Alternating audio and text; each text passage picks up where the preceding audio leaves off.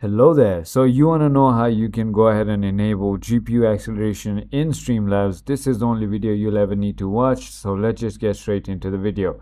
First of all, make sure that Streamlabs OBS is installed in your PC. Definitely go ahead and open it. And once you've opened it, all you need to do is on the bottom left hand side, click on this gear icon or gear knob right over here. And on this big list, you want to simply go ahead into output right over here. And as you can see on streaming or recording, it's going to be right over here.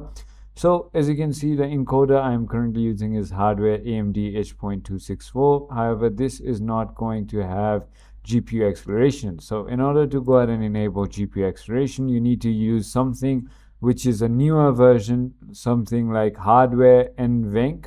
So right over here, I'm going to go ahead and select NVENC. This is going to go ahead and automatically make it smoother and enable your graphics or GPU acceleration. So I hope this video was helpful to you. If it was, definitely hit that like button and I'll see you on the next one.